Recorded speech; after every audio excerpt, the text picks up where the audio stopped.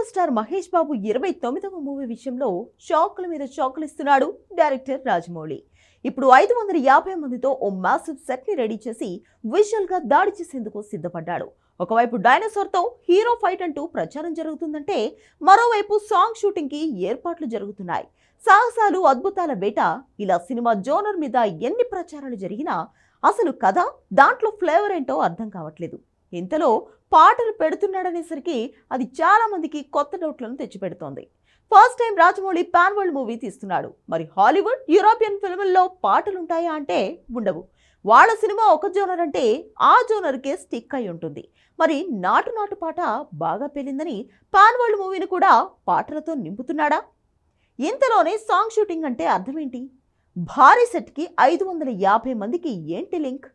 సీక్రెట్గా రాజమౌళి ఏం చేయబోతున్నాడు? Have a look.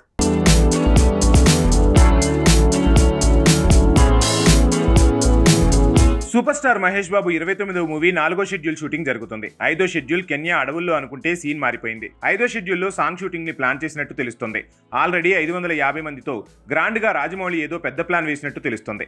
ఆల్రెడీ 25 కోట్ల ఖర్చుతో భారీ సెట్ ని సిద్ధం చేస్తున్నారు. ఇందులోనే సాంగ్ షూటింగ్ ప్లాన్ చేశారు. విచిత్రం ఏంటంటే, ఈ సాంగ్ షూటింగ్ టైంలో ప్రియాంక చోప్రా మాత్రం యుఎస్ లోనే ఉంటుందట. తను బ్రేక్ తీసుకునే ఛాన్స్ ఉందని తెలుస్తోంది. అంటే ఈ పాటలో ప్రియాంక చోప్రా కనిపించదా?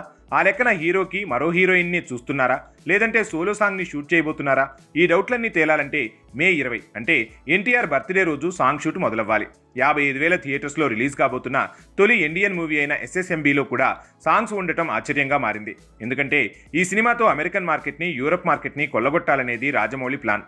బాహుబలితో సౌత్ నార్త్ మధ్య ఉన్న అడ్డుగోడల్ని కూల్చిన రాజమౌళి RRRతో గ్లోబల్గా తనేంటో ప్రూవ్ చేసుకున్నాడు. ఇప్పుడు హాలీవుడ్ మార్కెట్లో మన సినిమాలకు సీన్ ఉందని ప్రూవ్ చేసే పనిలో పడ్డాడు. అలాంటప్పుడు వాళ్ళ దారిలో సీరియస్గా వెళ్ళాలి. కానీ రెగ్యులర్ ఇండియన్ మూవీలా సినిమాలో పాటలు పెట్టడం ఏంటనే ప్రశ్నలు ఎదురవుతున్నాయి.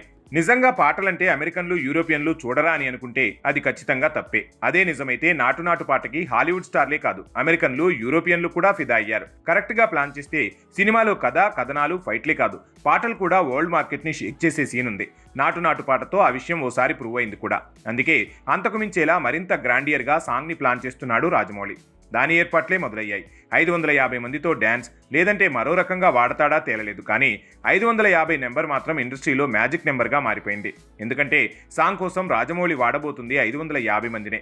ఈ సినిమా వరల్డ్ వైడ్గా రిలీజ్ కాబోతుంది 55,000 థియేటర్స్లోనే. సో అలా ఈ నెంబర్ కూడా మ్యాజిక్ నెంబర్గా మారుతుంది.